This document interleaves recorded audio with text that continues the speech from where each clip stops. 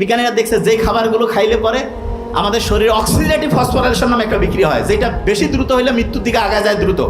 দই খাইলে অক্সিডেটিভ ফসফোরাইলেশনের বিক্রিয়াটা গতিশীলটা কমে যায়। তার মানে আপনার শরীর চলবে, কিন্তু এনার্জি সেভিং বাল্বের মতো আপনার টাইমটা আস্তে আস্তে খরচ হবে, আয়ুটা লম্বা সময় আপনার বেঁচে থাকার সম্ভাবনা তৈরি হবে। আমাদের প্রত্যেকের যে হায়াত আছে এটা ইউনিট আকারে আছে।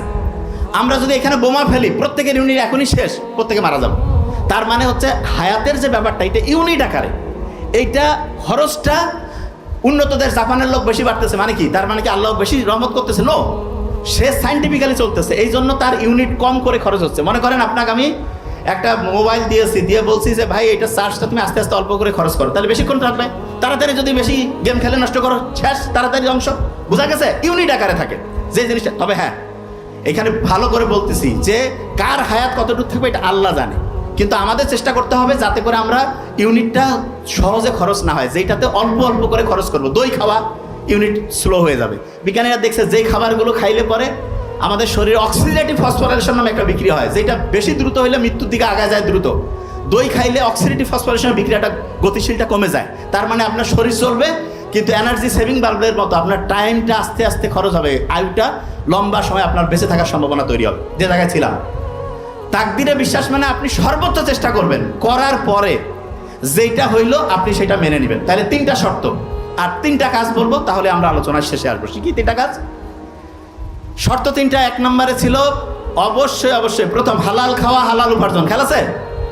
হালাল উপার্জন, হালাল খাবো, উপার্জনটা হালাল, তারপরে খাওয়াটা হালাল। 2 নম্বরে অন্যের উপকার, সব সময় হাসি মুখে কথা বলা থেকে শুরু করে অন্যের উপকার, ধার দেওয়া, এই সিস্টেমটা খুব দরকার। 3 নম্বরে যেটা তাকদিরে যেটা আছে সেটা মেনে নিব। ঠিক আছে? 3টা কাজ করতে বলছে। কি 3টা কাজ? প্রত্যেকে নোট করে ফেলবো, নাম্বার 1 হইতে পারবো ইনশাল্লাহ। কি সেটা? যে এই কাজ করি, যারা ভিডিও এডিটিং করে, এই যে ক্যামেরা করতে, এদেরও জীবনে অসাধারণ হইতে পারে, কিন্তু টার্গেট করতে হবে যে ওইরকম অসাধারণ হইতেছে। যিনি টিচার, উনি চাইলে সারা দুনিয়ার সেরা টিচার হইতে পারে। যিনি ডক্টর, উনি চাইলে সারা দুনিয়ার সেরা ডক্টর হইতে পারে।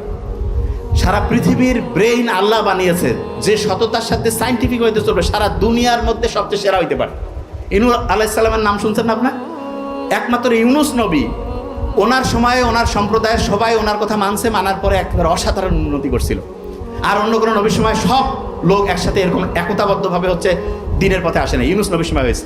আমাদের এখন মানে জাস্ট ইউনুস নবীর নামটার সাথে মিলছে না। ইউনুস, এই যে আমাদের ডক্টর মোহাম্মদ ইউনুস স্যার, পড়া মনে রাখারও একটা টেকনিক, মানে একটার সাথে একটা ম্যাচিং করবেন। যেমন ধরেন যে মানা রাত, মা আমার জীবনের সবচেয়ে দরকার। কিছু জিনিস না, রাতে দেরি করে ঘুমাবো না, অন্যের সমালোচনা করবো না, খারাপ কিছু দেখবো না, খারাপ কিছু বলবো না, খারাপ কিছু শুনবো না, অন্যের ক্ষতি করবো না, না দিয়া রাতে আমি আগের দিন